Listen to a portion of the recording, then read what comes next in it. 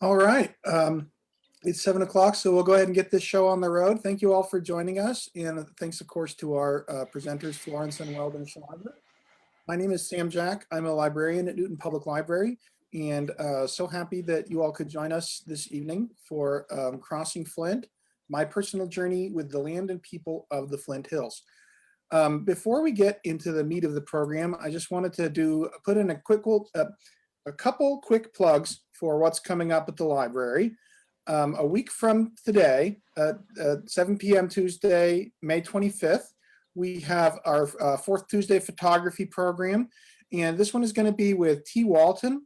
I'm sure many of you know him or know of him. He used to be, anyway, so yeah, the fourth Tuesday, that will be a week from today. That's with T. Walton, who used to be the sheriff of Harvey County. And since retirement, he's moved to Seattle. And he's going to show some of his photos that he's taken in the Seattle area. And he's actually become really involved in a big photography club called the Olympia Camera Club up in that area. So that should be really cool. And then coming up on June 3rd, we've got a special program calling it Birdwatching 101. That's with Greg Friesen, who does, he's done some birdwatching related stuff with the Coffin Museum. And he agreed to join us for a sort of total beginner perspective on how to get into bird watching, whether you want to just learn a little bit or a lot. I think that'll be really great. And then you can look on our website for more, and you can also sign up for our newsletters, our email newsletters, and get the news that way. One last thing I will say is summer reading program officially starts on June 1st. And if you've got any kids or teens, please encourage them to sign up for that. Story times, reading goals, special activities and programs throughout the summer for all ages. So even if you're a grown-up, you can still set a reading goal and track it with the library and put your name in drawings for prizes. So it's a fun way to keep your mind active. And I think that's enough about the library stuff. So I'll just say, Florence recently released, where'd it go? Oh, here it is. Crossing Flint. I've got a copy of it. This is the library's copy. I brought it home with me. So it's a book of not 40, as I put in the description, but actually 28 poems about the stories of the people of the Flint Hills through time. And I know that that's what they're planning to talk about. So I will turn it over to Florence and let her tell us more. Florence, thank you so much for being here. Thank you. Do I need to do share screen again? Oh yeah, if you go ahead and put your share screen back up, yeah, that'd be great.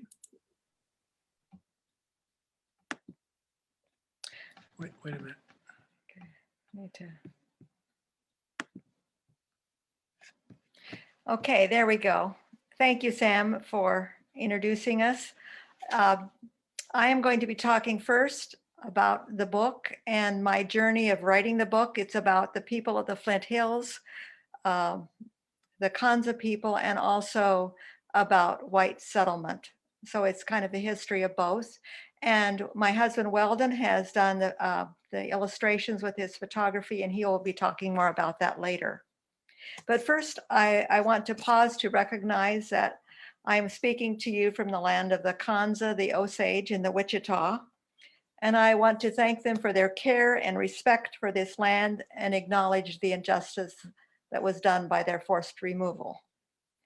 The book that we will be talking about tonight is kind of an ongoing search to heal our histories and find new paths of relationship with them and all of creation. So what made me explore the history of these people, specifically the KANZA, and write poetry about the land that we loved, that both of our peoples loved? Well, it starts with my great-great-grandparents, Heinrich and Justina Groneman, who came to Kansas from Germany in 1879. They homesteaded, and you can see the arrow at the bottom, this section, which is in southeast McPherson County, and you can see that it on the south is bounded by Harvey County and on the east by Marion County. And if you look just a section to the left, you can see that there's a quarter section owned by the Atchison, Topeka, and Santa Fe.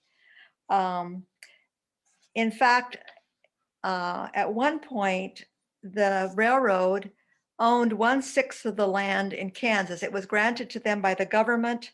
They could use it to put a railroad through it and then sell off what they didn't need to people, to homesteaders, so that they could also continue developing the railroad.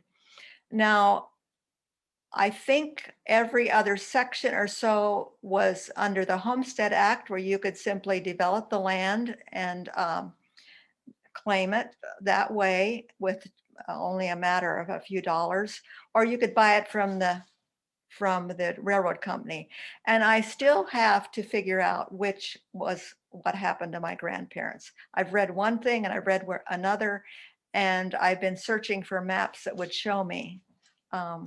You can see that Middle Emma Creek runs right through the property, and it was a beautiful property. Heinrich and Justina brought with them 6 sons and 1 daughter. And my great-grandfather, Adolf Groneman, who was, I think, the 3rd in line, bought out his 6 siblings. So he farmed that section, and through the years added more to it till it was about 1,200 acres. Lena Groneman was his only child, married Rogers. My father, Lloyd Rogers, was her only child, and then it came down to our generation, which was 5 of us.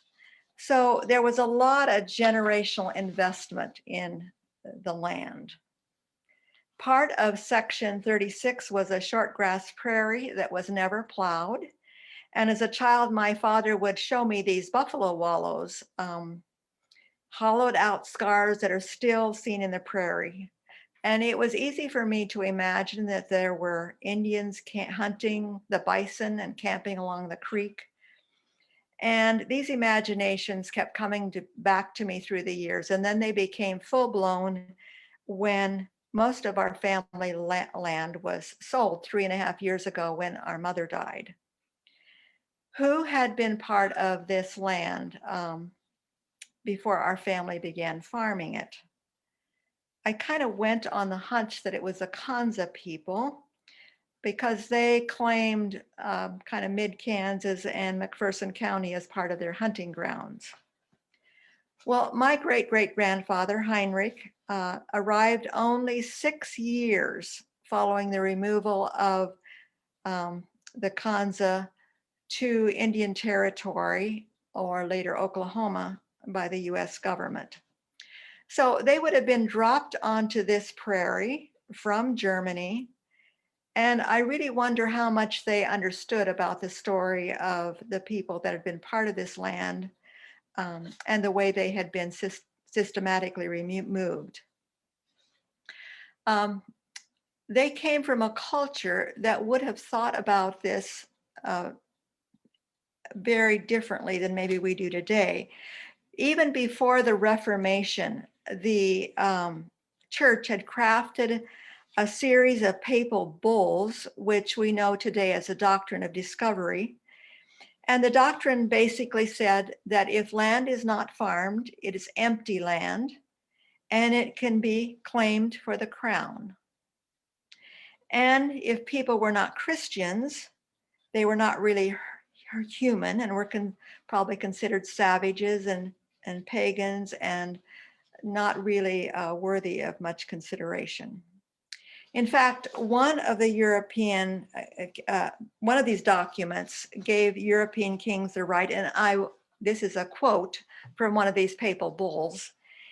It gave them the right to invade, search out, captivate, subjugate all pagans and unbelievers wherever they may be, as well as their lands and property, and reduce their people to perpetual slavery. So these understandings of land and people had been embedded in European culture for hundreds of years. when settlers like my great-great-grandparents showed up. And when they arrived, there were no Native people around to question these assumptions, at least for my great-great-grandparents in 79. These peoples had been banished from sight. There were none around. They were now in Indian Territory or Oklahoma. And this has a bit different twist than the African American story because the whites wanted to stole labor from the Africans. So they wanted more and more laborers. But prairie homesteaders stole land and they wanted the people gone off that land. So it's a bit of a different twist. Well, all of this increasing awareness led me to begin researching the KANZA people's history. And this search led me to Pauline Sharp, an enrolled member of the Kaw Nation. Now, the KANZA people and the Kaw Nation are one and the same, and I will use those terms interchangeably. Her great-grandparents had starved to death after their removal to Indian Territory. And her grandmother was the first woman chief of the KANZA who fought for their rights. At my first meeting with Pauline, I recounted our family history on the land and my desire to make some kind of a symbolic reparation payments to the tribe for the land that had been taken from her people. There were tears as we shared our stories. For Pauline, it was a generational pain of having everything taken away. And for me, it was kind of this increasing realization of an inheritance that had been part of a system that had caused that pain. Although the KANZA people had no way to receive reparation payments, Pauline pulled together a small group of KANZA leaders to set up a nonprofit they called the KANZA Heritage Society. And it was their stated purpose was to keep and communicate their culture and their history. And I immediately was drawn to that proposal because we not only took their land, but their whole way of life. We cannot undo the past, but we can remember and rebuild. Well, my search to learn more of the KANZA people sent us to various trips up to the Flint Hills and Council Grove because that was where their last reservation was. I want to talk a little bit about their reservations. The first treaty was in 1825, and you can see the KANZA has this long strip of land through northern Kansas, and it was 30 miles wide, so it was a lot of land.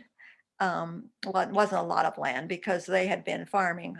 They had been hunting all around the state before. But one thing that happened here was that this is what the US government decided would be their reservation. It was not exactly where they had spent most of their time hunting, and the Pawnee were in that area and gave them a lot of trouble. So it wasn't really a very good place for them. And in 22 years later, in 1846, there was another treaty which put them on this 20 by 20 reservation, at 20 miles by 20 miles. And it went right, the Santa Fe Trail went right through their reservation, which brought a lot of disease right to their front doors and a long list of other problems. And then people were settling in here. They wanted the land. And so they came and again with another treaty in 1859, just 12 years later. And this was 9 by 14 miles. And this was their last homeland till 14 years later, government came and said, we want to remove you to Indian Territory in Oklahoma.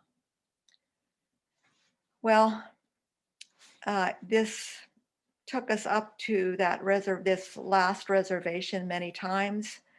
We visited the Methodist school in Council Grove that had taken children out of their homes, forced them to speak English, to wear English clothing, and work in fields to learn farming methods, and kind of used them as laborers too in the meantime.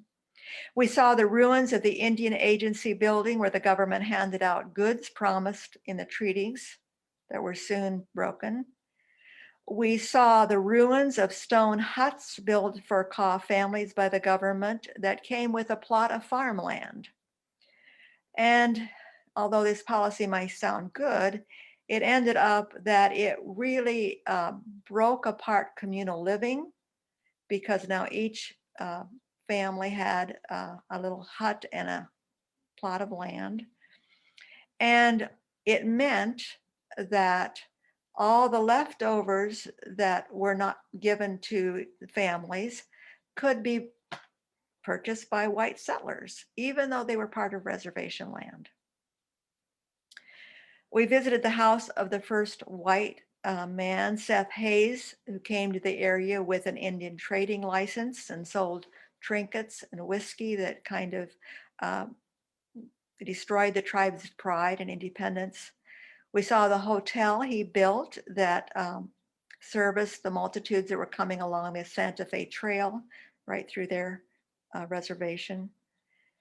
And we saw pictures of piles of buffalo bones that were slaughtered by teams of men who sometimes killed as many as 100,000 head a day, and just took their hides to sell them and left the carcasses rotting on the prairie. They did this to keep the bison off the railroad tracks, which was starting to be built. They did them to keep them from roaming through the homesteaders' fields. And a more insidious and hidden reason was to keep the Kanza from leaving their reservations to hunt and to cut off their food supply.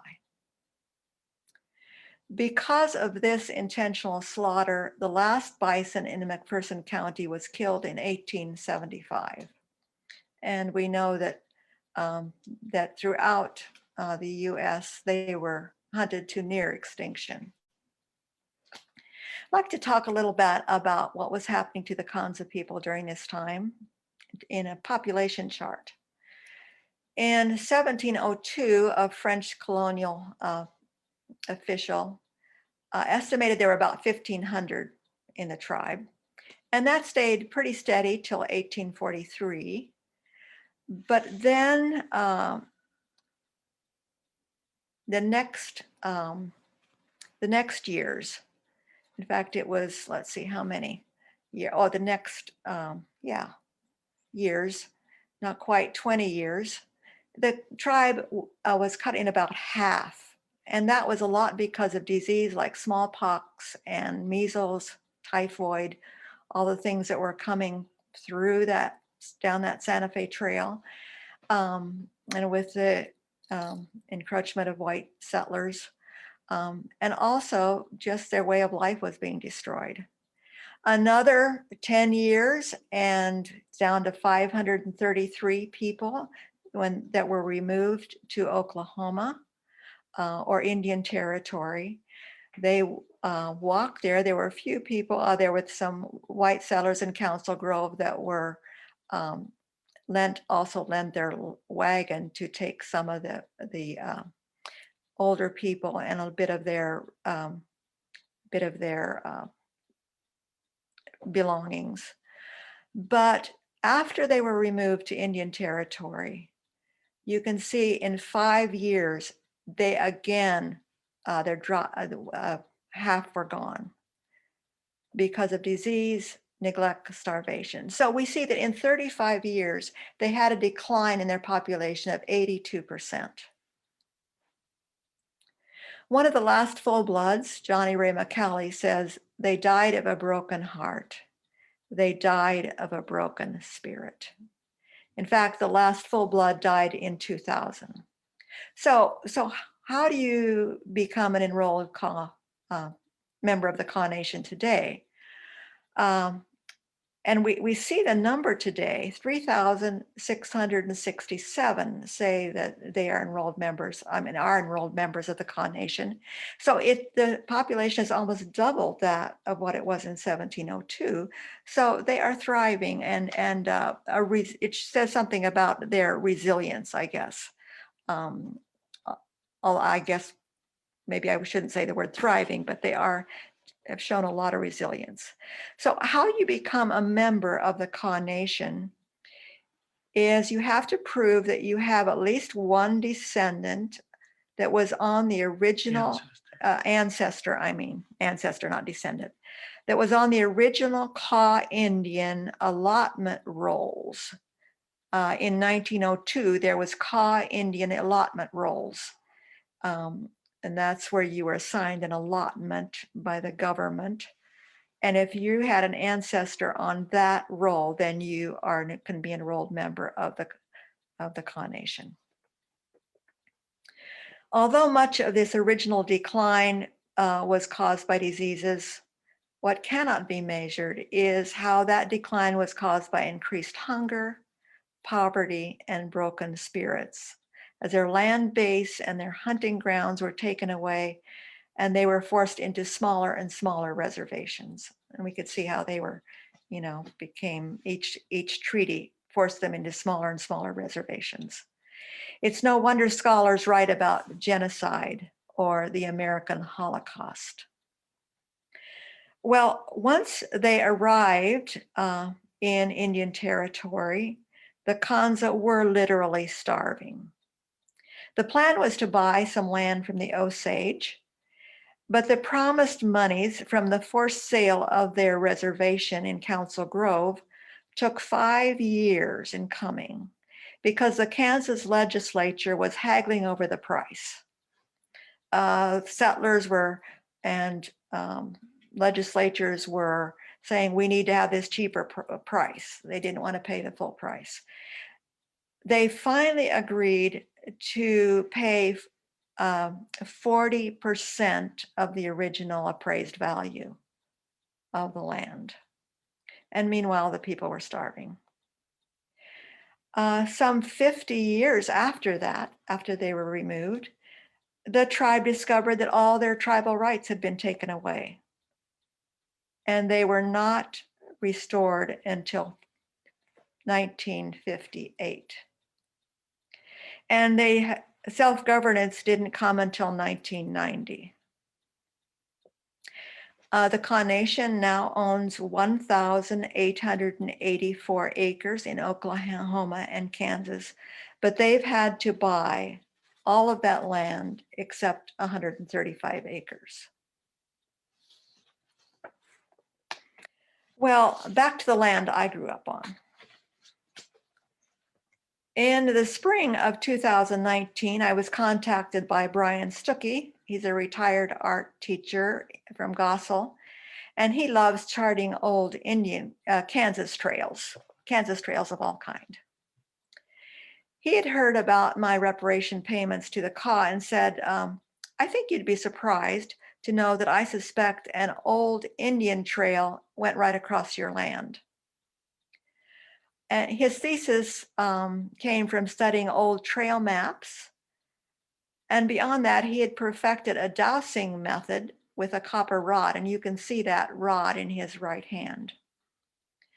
So one Saturday that June, I invited past and present owners of the land, section 36, to meet in the pasture and follow him as he doused what he thought was a small trail dropping west across our section 36 from the over here on to the right would have been in the next section. It would have been the established Kaw Trail that came down from Council Grove southwest through Kansas on their hunting trips, and it was kind of a major thoroughfare.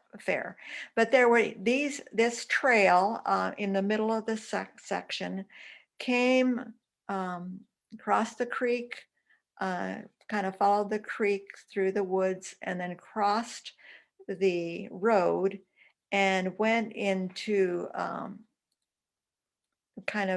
followed the creek until it went to a little eddy creek, an eddy in the creek, and that stopped. And he started placing flags in the clearing where he detected that there had been some disturbances, kind of the size of a pole or a hole. And he thought there were probably maybe a place, big enough area that he kind of surmised maybe 20 tents or more. Teepees, yes. We don't know for sure. I mean, there would have to be some archaeological work done to know for sure. But I suspect these were maybe a hunting camp that was set up on a regular basis on the 2 or 3 times that they would come into central Kansas hunting. Now, there you also see a trail, a more straight trail going across the top of the section. And that is a more established, that went on west and is a more straight trail. Well, this kind of journey was a powerful moment. And later I wrote, neighbors, till they were driven so we could call it home. What now? I cannot hide from this beautiful, terrible history, my inheritance. Well, I'd like to now to kind of switch gears and talk about the literary form of this book of 28 poems. I constructed it like a quilt. These 28 individual poems are stitched together to make a whole, both the history of the people, the KANZA people, and also the history of white settlement. And also poems about the land that was a center of the life of these two peoples. This book is not organized as a linear history, but I do title each historical poem with a date to give it some context. And the first poem, I'm going to be reading several poems to you. The first one I'd like to read is called 2018. And this is a poem about how I felt about our home being sold. And you can see the farmhouse here on the left and the Pasture Creek on the right. Haven't I been gone for 50 years and still you call it home? A big white house, massive rooms of memory, clothes soaking, canner steaming, laughter sweetening the tea. Outbuildings haunted by smell, piglets nursing, ewes birthing wobbly lambs, hens protecting fertile eggs. Dreams sketched into the land, garden tilled, waiting, sapling stretched to fullness, empty pond dug deep against all future dryness. 5-generation family. It took a pen, a signature, another name scrawled on the title deed. What now will hold your story? Isn't this the land that gave you life, the skeleton that made you stand? Grief is a door swinging through time, future locked shut. Past opens double wide. What was this land before my great-great broke the sod? Did other children play among the trees, catch minnows in the creek? This story is no longer mine. It travels back through time. I breathe in courage, shift to balance loss, search for a place to stand.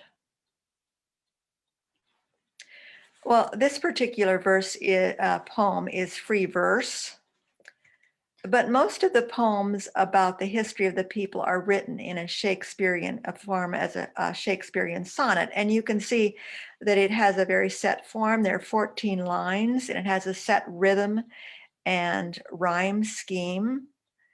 And I enjoy writing and reading this form. And I thought it kind of helped communicate the structures that people also put in place as they lived on the land. So this is entitled 1873. This talks about the removal of the people, KANZA people, to Indian Territory. A dignitary came from Washington, announced, "Our latest treaty is no more because we need your land. We've come to swap for tracts you've never seen before." Chief Alagawahu gathered strength and frowned. "Great Father," he protested, "you must think us turkeys to be chased upstream and down until we're pushed into the sea and sink." At dawn, the women trudged to loved ones' graves, turned backs against the rising sun, and wailed. Unthinkable to leave their dead, their braves. Now all their sacred grounds were up for sale. They trekked to Oklahoma, forced from home. My great-greats claimed a farm. Could they have known?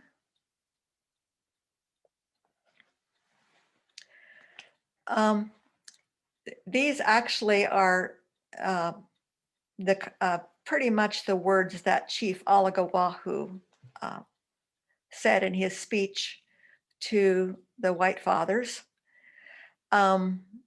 He used this, I mean, they're not the exact words, but he used the idea of turkeys that are chased up the streams and down, and that you must think that we're just turkeys, that you can do that to us. And when they left, the morning they left, it talks about the wailing of the women. They put their backs to the sun at the graves and just wailed that it could be heard for miles around. They trekked to Oklahoma.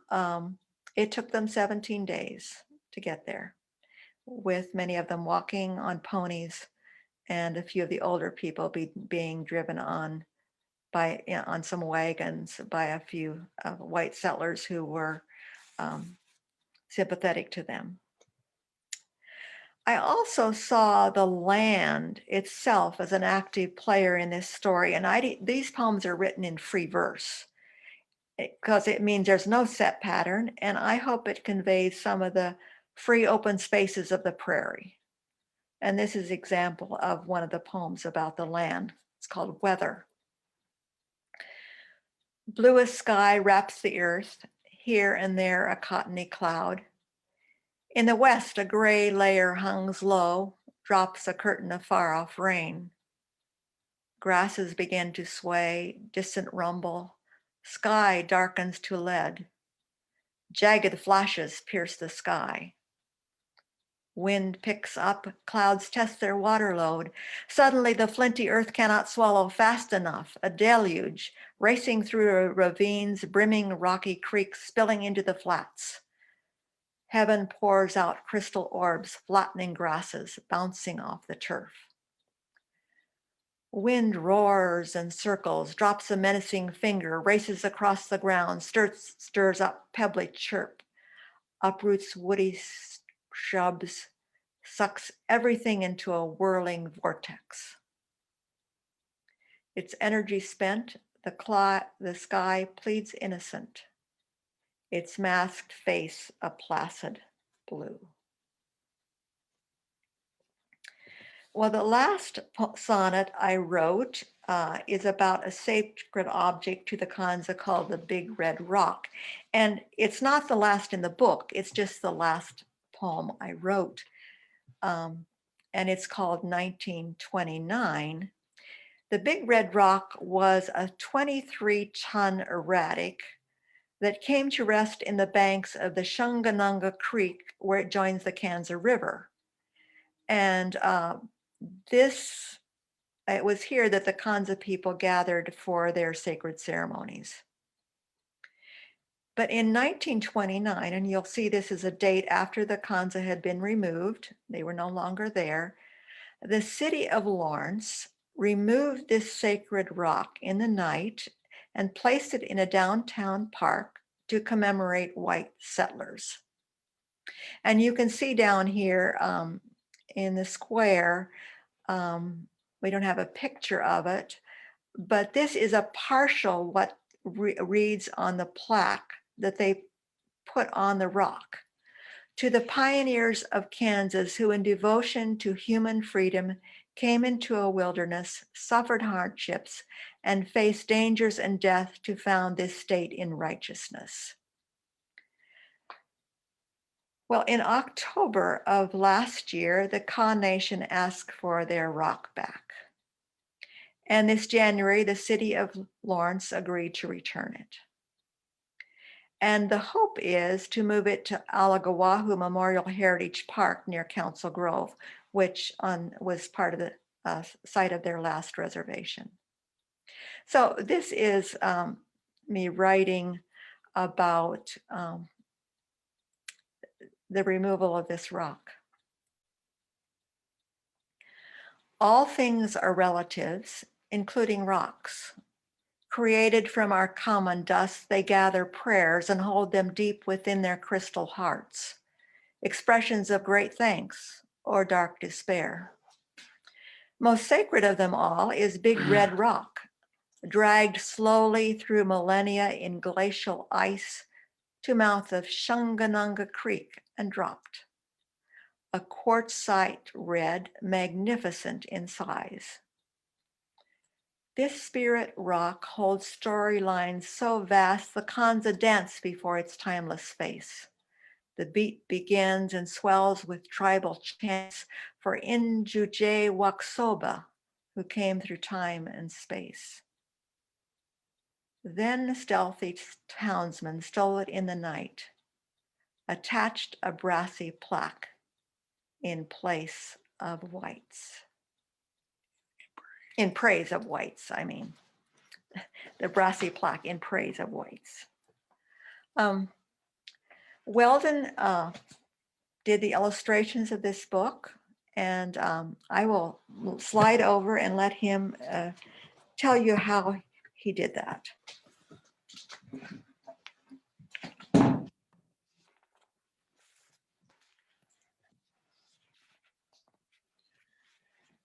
Florence and I have done Crossing Flint as a public presentation numerous times pre-pandemic.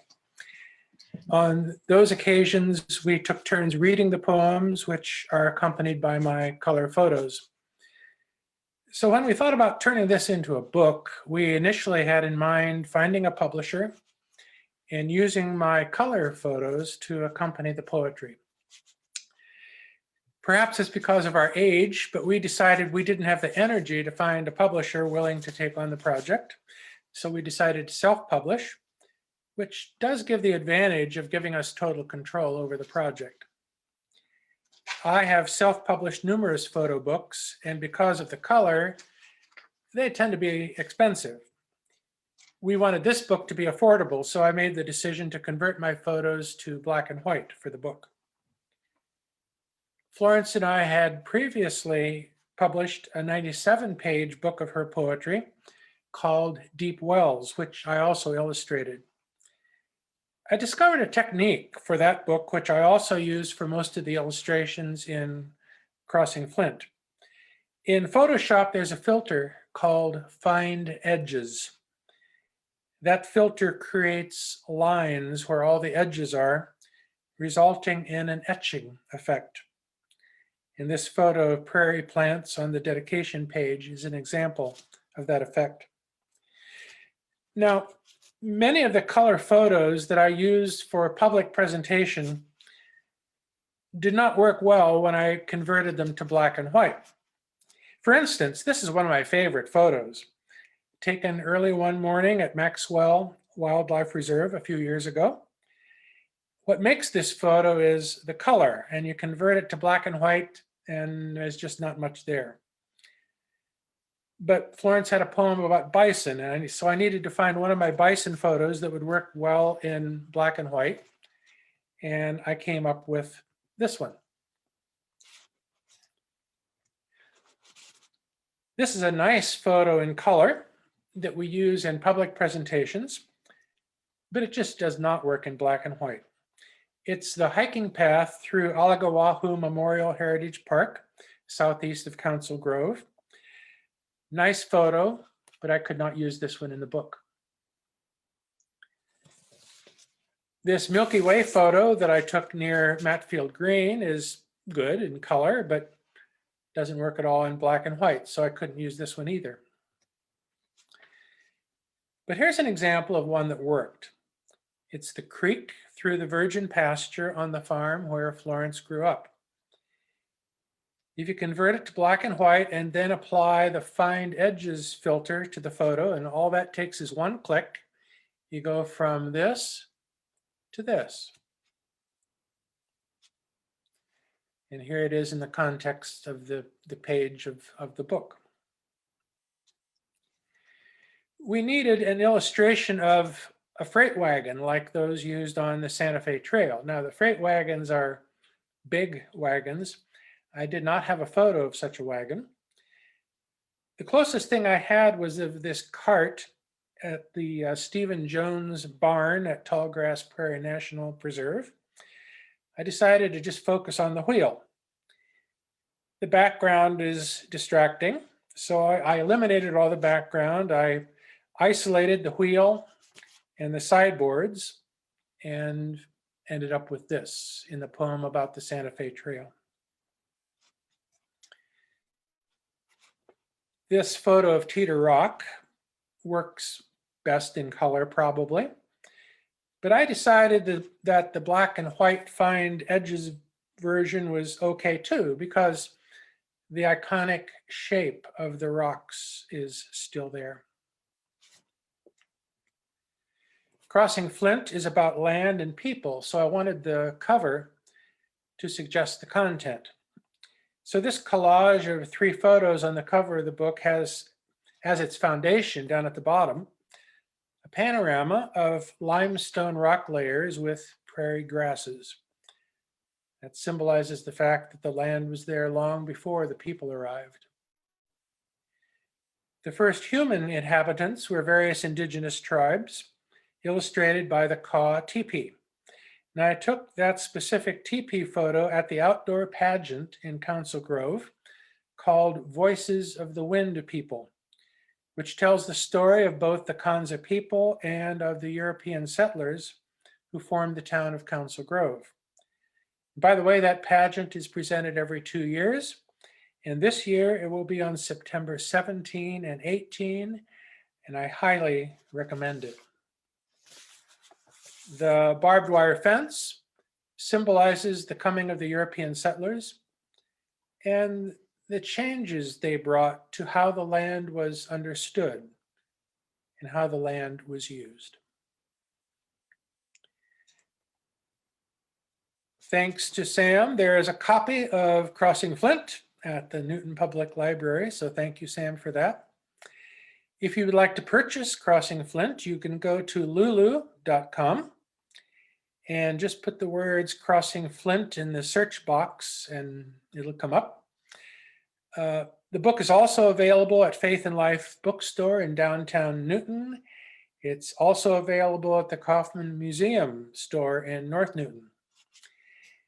And if you'd like to purchase the other poetry book on which we collaborated, you also go to lulu.com and you put the words Deep Wells into the search box. This book is also available at the Kaufman Museum store in North Newton. Florence mentioned the KANZA Heritage Society, which, as you can see, is dedicated to the preservation of the heritage of the KANZA people. If you'd like to make a donation to that, you can send it to the address at the bottom of this page. Today, the reservation of the Kaw Nation is in Oklahoma. But in 2002, they purchased 168 acres of land near Council Grove, southeast of Council Grove, that used to be their home.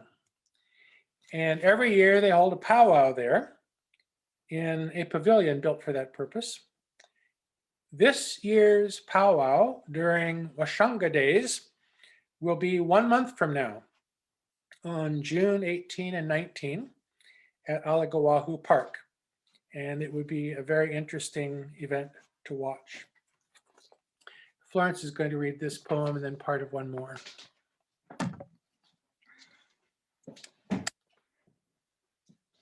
This poem I've entitled 2015, and again, it's a sonnet. It's talking about the people.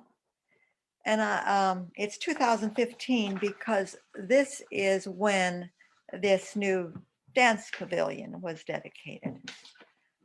It's modeled after the original dance arbors made with modern materials.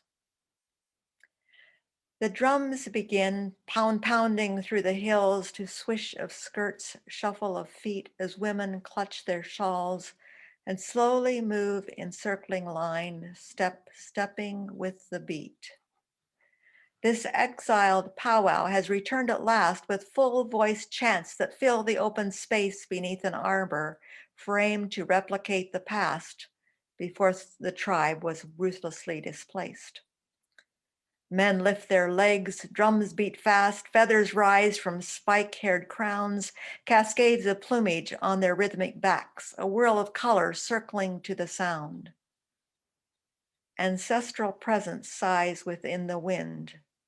Their children's children have come home again. And a last poem.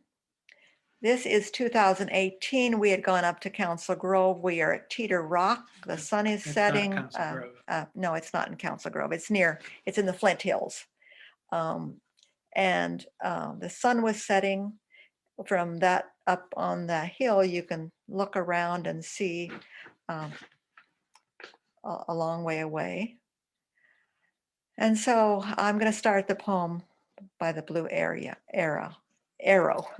It's kind of my reflections as I'm up there looking over the prairie. The prairie holds my weeping. People displaced, biome disrupted, bison diminished. Homestead tales inhabit my genetic code. Cast them out, my bones dissolve.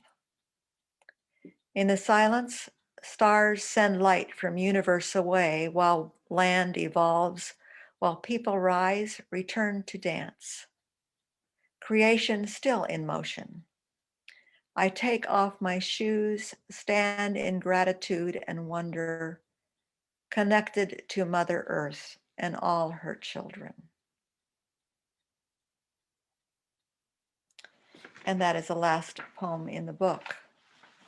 One of my reflections on this whole journey is something from a quote. Actually, Pauline pointed me to this quote from The Last of the Dogmen movie. It's a movie called Last of the Dogmen. And one of the characters says that it happened was inevitable. How it happened was unconscionable. You know, as population growth was happening, Europe was getting crowded. When we had the ability to cross the ocean, it was inevitable that we would come and start wanting more land. But how it happened was unconscionable, both in terms of what we did to the Native Americans and to the African Americans. And I guess as I reflect on that, just that it was inevitable, but how we did it was unconscionable. That's the end of our presentation. Sam, maybe we can kind of both get here in the. Yeah. Thank you, Florence and Weldon. That was an amazing presentation.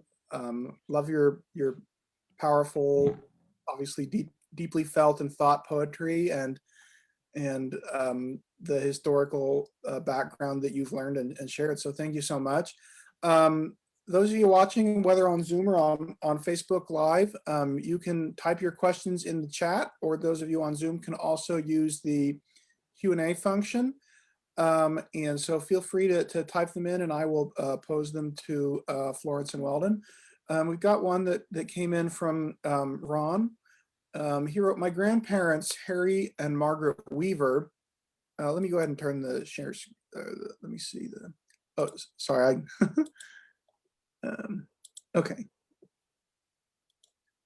Oh, okay. Sorry, I got distracted.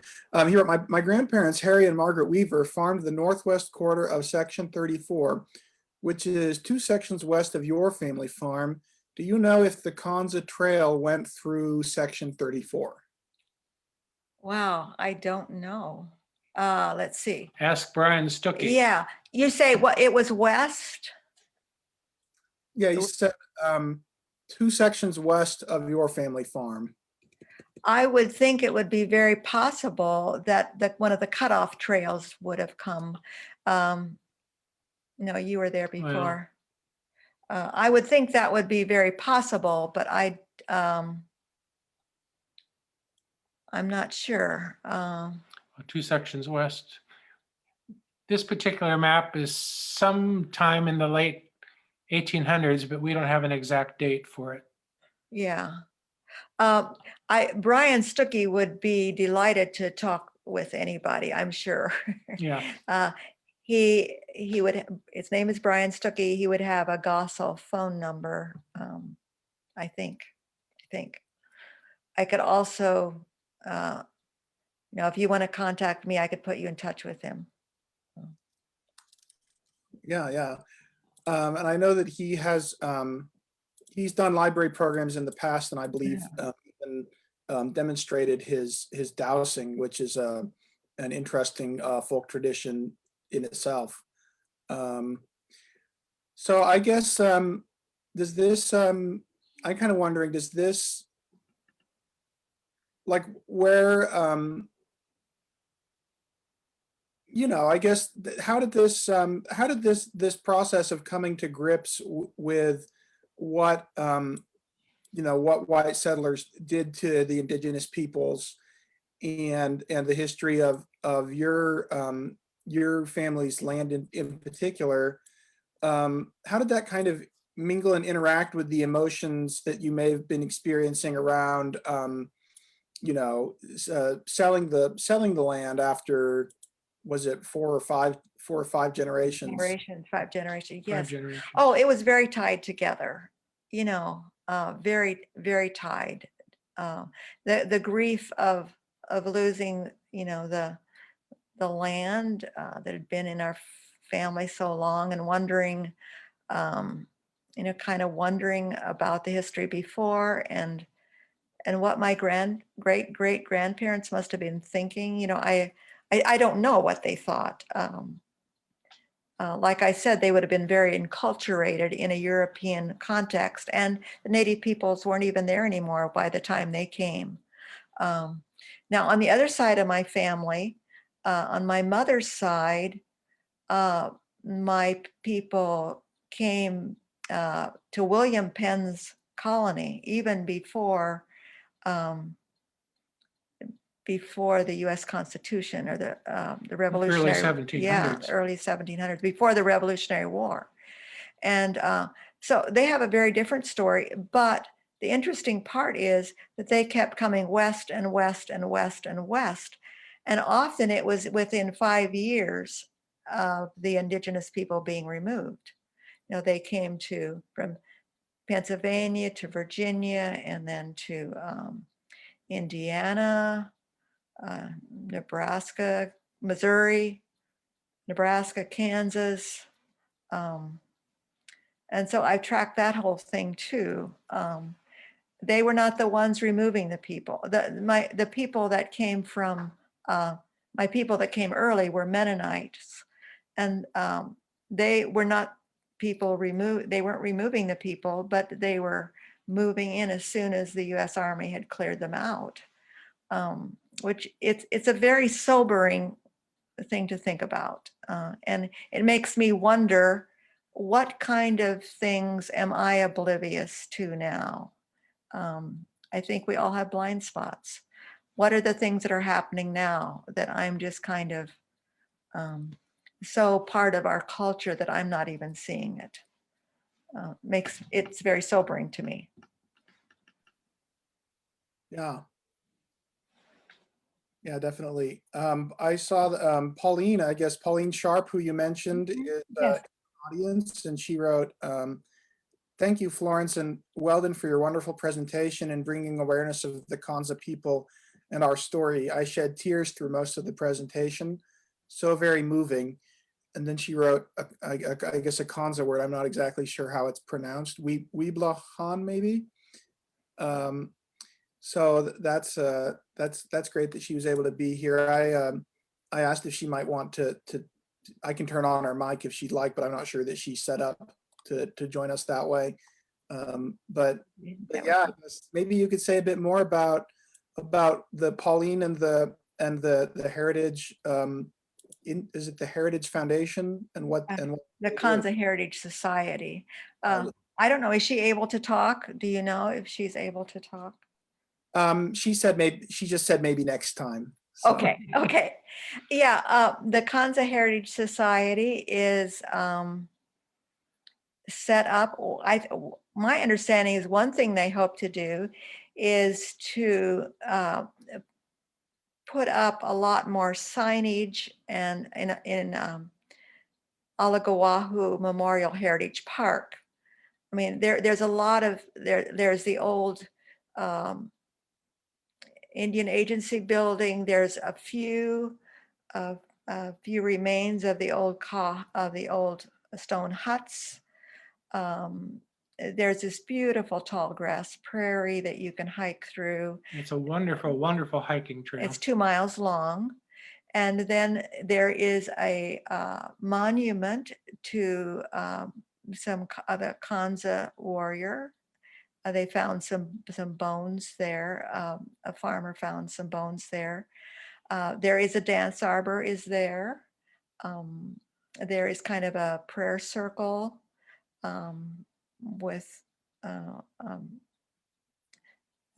of a stone replica of a prayer circle. I guess that's what you'd call it. So their hope is to use some of that money for the signage and to do more and making that kind of a historical place to visit. And hopefully the Big Red Rock will be there at some point. Yes. Yeah, they're still trying to figure out if it's safe to move it. They had someone look at it to make sure it wasn't cracked. And they're not sure how it is fastened to, what kind of base it's fastened to. So they're still working on the safety of it and trying to get some grants to move it. So those are my understandings. Pauline would know better than I, but that money will be used to kind of keep telling their story and for other cultural things. They do have, are trying to restore their language now. And I have used some call words throughout the book here and there. Well, yeah, that's great, and yeah, I know I looked up a picture of the Big Red Rock, and it's going to be quite a task to move it. But obviously they moved it to where it's looking now, so 23 once, tons. It's a big rock. They were able to move it in 1929, so. Yeah, do it once, you can do it again. Yeah, and I guess let me see. Ron asked, do you know the location within McPherson County where the last bison was killed? Oh, I know. It was just in the McPherson paper. The account was in the McPherson paper, and it was the name of the person was named who killed it, and I can't. I would have to go back in my notes to see who that was. I didn't include it in the presentation, but there was a name of the person who killed that last bison. Who killed the last of the shaggy monsters. Yeah, it said if they killed the last of the shaggy monsters. That's how it was written, and it was in the McPherson paper, newspaper. Yeah, and I just saw the bison exhibit in the Sedgwick County Zoo the other day. It's something to think about that they used to carpet the state, the carpet the prairie, and have Mhm. just these remnants. Mhm. That's Yeah. I've gotten several comments that people that said that they really enjoyed the presentation. Oh, Pauline, here I'll send that out to all the people attending here. The website for the Rock and a Hard Place project is robinsonpark1929.com, and I just put that in the chat. Mhm. So if people would Yeah. like to take a look at that, and I'll also make some notes. I usually send out an email after these with the recording and just some additional info that anybody might want to get. So I'll do that, and then Ron also asked, this I thought it was about a website, but is there a link between the site at Council Grove and the Comm Museum at Caw City, Oklahoma? Good question. I don't really know that. I wish Pauline could answer that. That's something for Pauline, Yeah, probably. I don't, know. I would, I would think that a lot of their history would be in that museum. There is also in Council Grove, the Commission Museum, or That's the and school where that's a school the where children were the children were, taken. yeah. It only lasted a few years. It's a beautiful limestone building. And there's a museum, kind of museum Yeah, there's in nice there. displays in that building. And they have just been remodeling that and redoing their